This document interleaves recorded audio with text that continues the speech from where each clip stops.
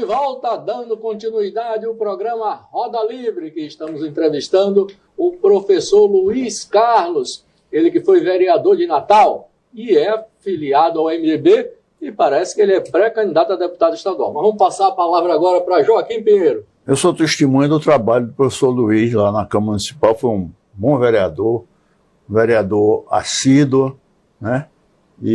Mas infelizmente estava fora da política, ficou fora da política por um bom tempo e agora está querendo voltar. Por que é que você está querendo voltar à vida pública num momento bastante conturbado do país, do estado, dos municípios? É verdade. Como eu falei aqui, às vezes a gente nasce e tem o espírito público, né? Eu sofri muito, eu vim no pau de arara, como se diz, de Apodi para cá, em cima do caminhão. Minha mãe é professora, meu pai funcionário público, professora Nessi Noronha e Luiz Galdino. E o que é que acontece? Eu fui candidato a vereador, ganhei novamente, perdi com uma votação, quase 4 mil votos. Na terceira eleição. Entrou gente com 700, naquela época, né? Entrou gente com 1.000 e pouco. Nós ficamos de fora, né? Entraram alguns com menos votos que a gente. E eu fui para estadual, tive uma votação boa no MDB. Depois fui, até comentei aqui para vocês, aqui nos bastidores, lançamos uma chapa pequena do pessoal e deu certo depois da gente chegar lá, mas terminou em Brasília a gente perdendo espaço. Uma coisa totalmente errada, mas deixa isso para lá. E Walter Alves, Garibaldi, me chamaram desde o ano passado, a gente fez desde 2024, a gente fez uma filiação, o Carlos Santos estava lá, em Potilândia, né? Carlos Santos presenciou, eu retornei ao MDB em 2024, não fui ser candidato, até disse a eles que não ia ser candidato a vereador, e agora em 2025, eles me chamam e dizem: Luiz Carlos, vamos voltar? Você ajudou aqui a papai, coordenou a campanha dele, a senador vitoriosa aqui em Natal, foi presidente do partido, na época você foi presidente aqui do PMDB, que hoje é MDB, lançaram Hermano Moraes a prefeito, foi para o segundo turno, quase ganha no segundo turno. Vamos vir para aqui para somar que a gente precisa de membros do partido, né? Você é uma pessoa que a gente é de confiança, tem um nome bom, e a gente queria que você fosse aqui. Eu digo, mas assim, eu tenho muita dificuldade, porque sempre que eu saí candidato, eu saí com a família, amigos e amigas, né? Alunos também, a parte da educação, professor. Mas eu sempre fui só. Eu nunca recebi fundo eleitoral, eu nunca entrei em programas de televisão, e eu vou fazer 40 anos que ensino aqui. Eu comecei muito novinho, com gabarito, cursinho, eu, professor Hilton, a turma, e eu disse, eu nunca tive esse espaço. Aí eles, não, venha para cá, pense aí, venha para cá que a gente vai, o PMDB está nessa nova estrutura, nós vamos ter fundo eleitoral aqui para a campanha para deputado estadual, nós vamos passar para você, nós vamos ter o espaço, você vai estar aqui recebendo, como todos aqui que a gente está convocando, e vamos fazer um grande trabalho nesse sentido de fundo eleitoral, vai ter horário de televisão. Eu disse, então vou fazer o seguinte, eu vou conversar com os familiares mais próximos, alguns amigos, né? Lancei até um grupo no WhatsApp que eu mostrei aqui para vocês, e para minha surpresa já entraram mais de 800 amigos, né? Querendo que a gente volte. Então dessa forma eu estou fazendo a minha pré-campanha para deputado estadual. Se realmente o partido continuar com esse raciocínio, que eu acho que continua, e tem condição, como eu disse, de fazer uma ótima chapa mesmo, se for só o MDB, nós vamos sair candidato nisso. Agora, tá um momento difícil? Tá. É uma coisa ruim? Mas às vezes você pode estar lá e deixar menos ruim, né? Fazer uma ação ou outra, como eu fiz como vereador, fiz projeto que melhorou a água de Natal, com aquela construção de sumidouro, câmara dentro de ônibus, cerca elétrica, toda a volta. Fizemos, Joaquim sempre acompanhou lá, era jornalista político, Carlos Santos, vereador lá também. Então a gente criou lá aquela comissão, a de educação existia, mas era junto com saúde, a gente separou, se reunia toda quinta-feira, trabalhou muito a educação no município. Eu criei a comissão de cultura e esporte, que não tinha de esporte e cultura, não tinha na Câmara de Natal. Então a gente fez essa comissão. Criei um canal no YouTube com mais de 1.000 aulas gratuitas, até um web TV 24 horas, o aluno baixa lá o aplicativo lá. Vai no Play Store, onde tem lá Magalu, Americana, baixa lá a TV do professor Luiz Carlos, 24 horas passando aula. Então eu tenho mais de 2.400.000 acessos ao longo desses 12 anos. Então eu deixei um legado. Então se eu chegar a deputada, eu vou ter condição de contribuir com o esporte, como eu contribuí muito, né, com a parte de eventos festivos juninos, né, que a gente deu continuidade ali à Esmeralda e participava muito tempo ali em Portilândia. Então, eu vejo que tem como a gente ainda avançar e a gente tem uma vida também para contribuir. Você não vai só passar aqui. Então, como eu acho que a gente... Eu até agradeço as palavras de Carlos Santos, de Joaquim, que presenciaram mais, João e Fred, na época, João, acho que também acompanhou uma boa parte, eu agradeço a deferência, então eu acho que a gente tem como contribuir, e tem como ser num espaço agora bom, como o MDB, eu acho que tem condição de bater ali e de concorrer, então eu vejo que as coisas estão se ajeitando. O MDB se realmente pretende eleger quantos deputados? É isso que eu estou dizendo. Hoje, se a nominata for do MDB, a gente pode fazer 2, 3, mas nós vamos ter uma eleição indireta, nós podemos ter ainda muito retrocesso, né? Como o caso diz, a nuvem está passando, pode ocorrer isso, pode ser que venham mais deputados, de repente a gente faz uma chapa grande, né? Mas eu acho que de qualquer cenário, hoje o MDB ele tem condição, hoje, se ele fazer só com os nomes que tem de prefeito, vice-prefeita, prefeito que quer ser candidato, ex-deputado, a gente tem condição de fazer uma chapa para fazer 2 ou 3, uns 3, na pior da hipótese. Mas se trabalhar mais, vai fazer 4, 5. E mais ainda, como as nominatas estão divididas, fica até melhor para você somar. Eu digo isso que eu entendo bem dessa parte de quociente eleitoral, de tudo que a gente sempre trabalhou isso, é tanto que desde o início a gente já acertou, quando lançou desde o início... Quais os nomes mais representativos que vão para a disputa? Walter Alves, primeiro. Walter Alves é um puxador, né, de voto, que a gente acredita que pela história dele ele vai levar. Mas tem Mara, que é prefeita, tem prefeitos, vereadores. É porque é tanta gente, e eu não estou vivendo direto, que a gente está trabalhando, mas eles têm uma lista, tem um menino, Cleidson, que está fazendo esse trabalho, e ele tem uma lista lá para a gente escolher. Garibaldi vai se engajar na campanha? Garibaldi, eu fiz uma reunião... Ele tem condições físicas para enfrentar uma campanha? Joaquim, eu vou lhe dizer uma coisa e aproveitar aqui os telespectadores. Eu fiz uma reunião e sempre converso com o Garibaldi, vou ali no apartamento, na casa dele ali, atrás ali, Portilândia ali perto.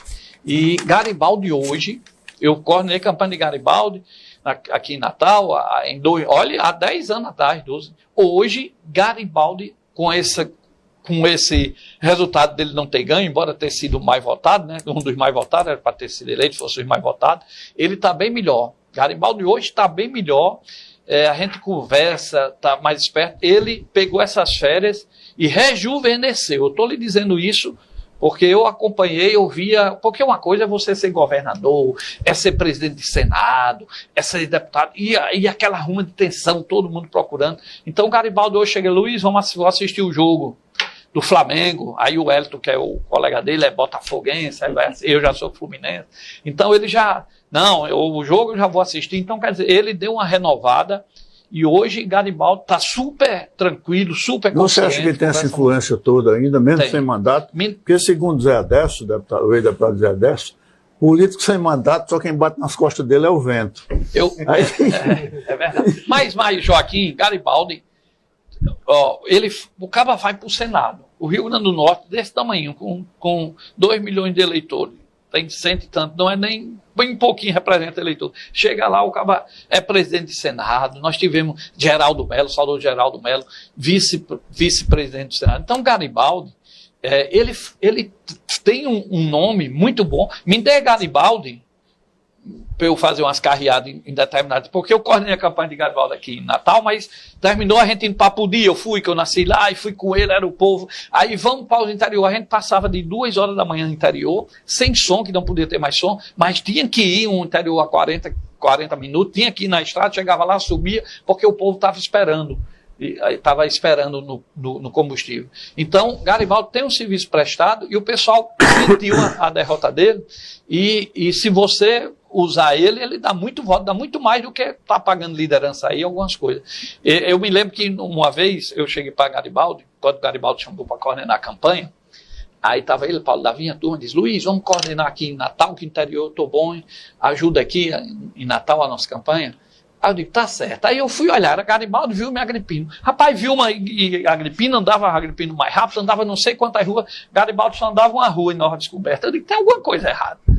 Por isso que viu minha Agripina, Garibaldi, vamos fazer o seguinte, vou botar o senhor em cima de uma caminhonete. A gente vai na caminhonete, preparou uma caminhonete bonitinha, uma luz, aí Garibaldi, Luiz, isso dá certo? Igual é o jeito, porque Garibaldi mal andava. Tem uma rua que a gente andou assim umas 40 casas, Garibaldi, Luiz, eu quero voltar para aquela mulher que ela me fez uma pergunta e eu quero saber um negócio de Garibaldi. A gente mal andou, se voltar para aquela casa anterior, aí fiz o carrinho, Garibaldi subiu. Quando a gente dobrou a primeira rua assim, aí uma mulher fez, ei, desça! Nós só escutamos o sinal, desça, vem andando que os outros vêm andando. Olha, Luiz, homem, isso volta em viu, mas vamos embora no final da... Vamos embora. Andamos esse carrinho, andamos Pirangi, Zona Sul, Zona Norte, Potilândia, a rua tudo, e o Garibaldi passou em rua que ele não passaria nunca. Resultado foi 1 milhão de votos, e o Garimóvel, né? Tinha o Papa Móvel, o Garimóvel, deu o resultado e a gente conseguiu levar, e o pessoal gosta de ver Garibaldi. E eu acho que hoje ele está vivo, tem muita coisa ainda para contribuir. Garibaldi ainda tem muito para contribuir. O insucesso com todas as letras. O insucesso de Agripino nas urnas foi o quê? Você atribui aqui? Não, na minha opinião... Excesso de confiança? Não, eu acho que ele teve que ir para o extremo, e o extremo dá certo alguma, aí vai dando certo, mas tem uma hora que também dá e cai tudo, né? Então ele foi para o extremo de Lula, da oposição, e aqui no Nordeste ele perdeu aquele canal, aquela história toda, ele foi caindo, né? Exatamente por ter ido no extremo, mas também ele foi vitorioso naquela época em que ele se destacou. Eu na época que eu disse que juntou Agripino e Garibaldi, eu estive na casa de Agripino, ali em Morro Branco, fui muito que eu estava ajudando ele, quando Garibaldi estava no interior, ele estava aqui, a gente andava lá com ele, e Agripino fez aquela parte, mas sempre que você procura o extremo, uma hora você vai se desgastando, porque você tem aquela porcentagem, Fátima tem 30%, a direita tem 30%, 10% não quer nada, e 20% vai pulando para um lado e para o outro. Aí tem hora que você perde a coisa e fica difícil. Foi o que aconteceu com Agripino, e ele não renovou, né? O filho dele também tem outros compromissos, empresário, tudo, ele não renovou o grupo, e aí eu acho que realmente foi um erro, mas Fred Nicolau fez o que podia. Mudar um pouco o assunto. O que você acha do aluno de hoje comparado com o aluno de 30 anos atrás? Realmente, essa parte da educação hoje está difícil. Por quê? Primeiro, inventaram que o aluno vai para a universidade particular. Se ele não tiver condição, empréstimo, a família hoje está endividada. Mas o que é que aconteceu?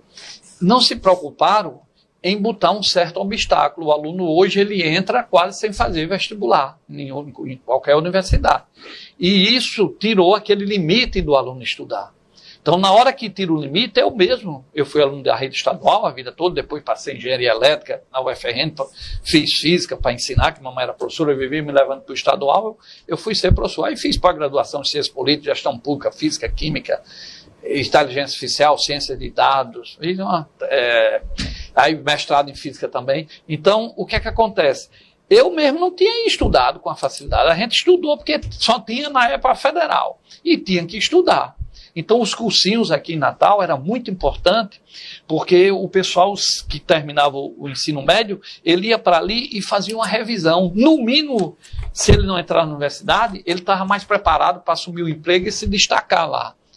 Né? Hoje você coloca um funcionário, ele não se destaca e tem dificuldade. Hoje o aluno, se ele não... Eu sempre digo a meus alunos, olha, você acha que vai ter um empregozinho e não precisa do estudo? Precisa, porque o estudo é que vai abrir sua mente. Na hora que abre, você vai se destacando. Se você ficar nesse boiabá, você fica igual um computador que só sabe A e B. Não sabe, não vai fazer, não foge disso. E lá na frente, essa juventude que não está estudando, que não estão cobrando dele, eles vão ter muito mais problemas mentais.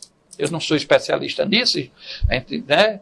mas a gente tem uma certa noção, estudou em algumas coisas de pós-graduação, e sabe que se você não tiver forçando a mente, lá na frente você vai ser uma pessoa com... É que nem musculação, você não faz musculação, você vai ficar mais, ou não caminha, não se movendo, você vai ficar... Né, mais debilitada, é o que vai acontecer com a nossa mentalidade, com a sociedade hoje. O aluno hoje, ele não estuda. Houve esse erro de fato, de colocar, de passar. É responsável por isso, né? É uma da parte, você tem que parar. Meus alunos, eu sou professor do Estado, ele não usa celular lá, não.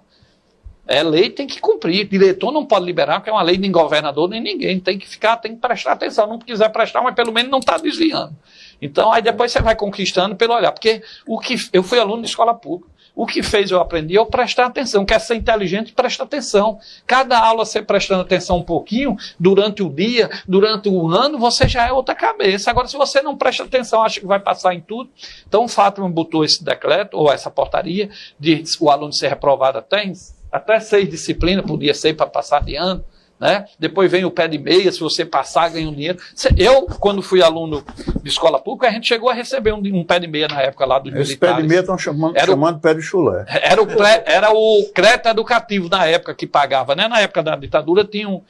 Mas você tem que aproveitar esse dinheiro para fazer o aluno estudar, para botar o aluno para aula de reforço. Se a escola não está funcionando e você torna integral, não tem para essa escola, imagine para a escola integral. Então, faz o médio, deixa a escola normal e põe 2 dias à tarde de reforço. É melhor do que botar um integral que não existe, que quer dar almoço para todo mundo. Era o ideal dar para todo mundo, mas não adianta você dar hoje um governo e amanhã o próximo governo não tem condição de manter nem esse mesmo governo, se for reeleito. E aí, o que mais necessita vai perder.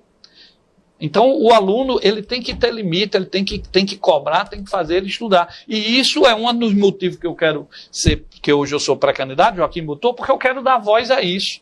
Você tem que dar voz, e você como deputado, você tem uma caixa de ressonância, você tem projeto e tem condição de botar para estudar com a nossa experiência. Mas você não acha Vamos também? agora, olha, o tempo está exaurindo, falta pouco tempo, então a gente vai para as considerações finais, e aí vocês vão aproveitando e administrando esse tempo. Vamos começar, como você fez a pergunta, vamos começar com o João Dantas. Então, eu queria agradecer mais uma vez a participação aqui.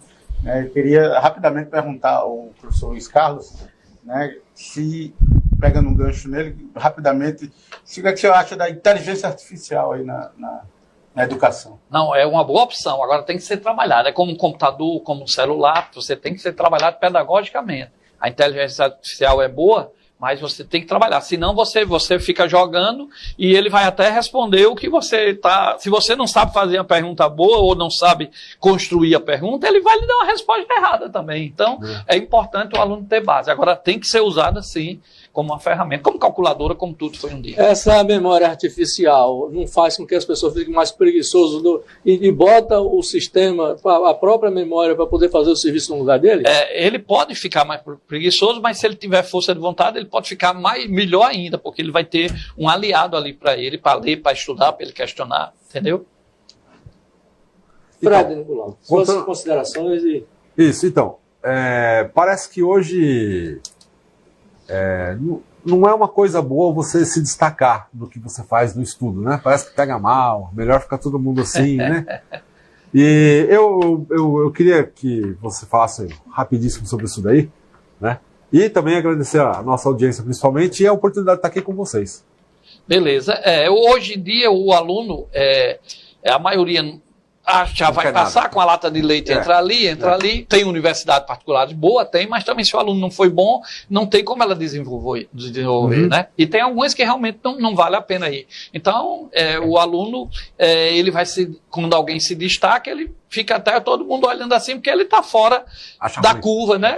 Quando era para estar fora da curva, era para estar quem não está estudando, quem não quer nada. Felizmente, chega nesse ponto. Mas a gente sempre incentiva e torce para os alunos se destacarem mesmo. Muito bem. Nós temos ainda 4 minutos e 50 segundos. Vamos para Joaquim Pinheiro, fazendo a pergunta se quiser e... Eu já perguntei tudo, já falei demais. Eu queria só agradecer, né, a presença de Luiz aqui. Eu acho que Luiz, como candidato, seria uma boa alternativa para melhorar a Assembleia Legislativa, né, contribuir para melhorar a Assembleia Legislativa. Ele que foi um grande vereador, certamente será um grande deputado. E agradecer a João e a Fred, principalmente a você, que é o comandante de tudo. Muito bem. Fred, quer fazer alguma pergunta? Ainda tem algum tempinho, Fred. Não, então, em cima daquilo que a gente estava conversando, né? Foi, não. Como você acha que por que você acha que o Estado não gosta de quem se destaca, né? Na verdade, ninguém... O que aconteceu? Veja só, aí vamos para o geral. Ninguém pensa em educação como prioridade.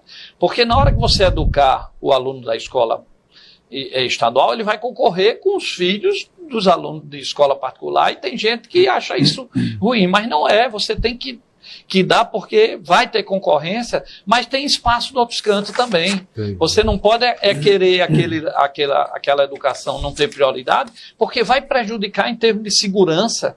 Se não tem segurança, se não tem uma educação boa, esse pessoal não vai ter uma mente boa, vai se desviar, vai atrapalhar seu filho que está bem estudado e vai lá com a insegurança, vai correr. Então a educação tem que ser prioridade. E para isso tem que levantar a voz. Hoje não está, a educação, no meu entendimento, não está bem encaminhada, entendeu? Eu acho que esse Enem tinha que voltar aos vestibulares como era antes. Se alguém de São Paulo quiser vir para cá, vem e faz aqui, botava tudo na mesma data, com os professores daqui faziam excelentes questões, entendeu?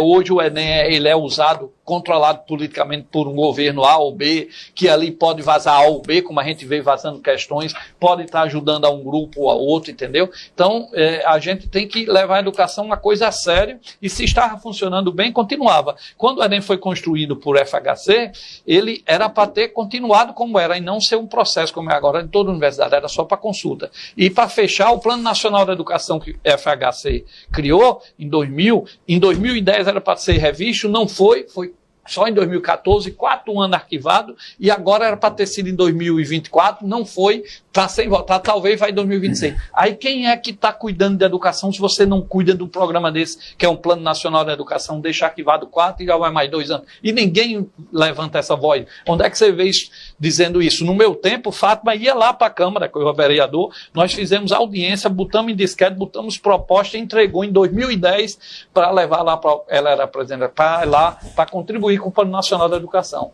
Ficou 4 anos parado, só veio em 2014. Muito bem. Professor Luiz Carlos, suas considerações finais, aí fique à vontade, fale aí o que você acha que deve falar para o povo. E eu queria, logo antes de você falar as suas considerações finais, dizer se realmente o MDB está preparado mesmo para entrar nessa campanha e fazer uma bancada na Assembleia Legislativa. Eu acho que Walter Alves está de parabéns, ele está conduzindo bem, continuando o MDB do pai dele, escutando muita gente. Ele mesmo me chamou para escutar, a gente sem mandato, um vice-governador, escutar numa posição dessa. Está fazendo um bom trabalho, acho que o MDB do interior está motivado, está ressurgindo, e o MDB vai fazer bons deputados, ou saindo do sol, não, como eu disse, tem condição de fazer com vários prefeitos, vice-prefeitos, vereadores que tem aí. E a gente está aí nessa luta. Como estamos falando de educação, eu já disse aqui, nós temos um canal no YouTube, tem mais de 7 mil alunos inscritos, mais de 1.000 aulas, né? Mais de 2.400.000 acessos. Então ali tem um canal que é eterno, nós temos o Web TV também, e nós vamos trabalhar na Assembleia. Uma das pautas vai ser a educação, porque a educação influencia em tudo, né? Mas vamos lutar o esporte, que até hoje eu participo de campeonato, jogo em time de base. Joaquim bati uma peladinha, ainda me encontrei com o Joaquim em vários futebol, parabéns aí. Então a gente tem que mobilizar e tem que botar pessoas, como eu digo, eu acho que eu tenho um espírito público, né? Eu fiz um bom mandato, como já foi citado aqui, de vereador, e acredito que posso contribuir com o Estado, e por isso que estou pré-candidato a deputado estadual. Muito bem. Obrigado, Luiz Carlos, por ter vindo e participado aqui conosco. Contribuiu bastante com o nosso público. Quero agradecer a Joaquim Pinheiro, obrigado por ter vindo. Obrigado, Fred Nicolau, obrigado, João Dantas.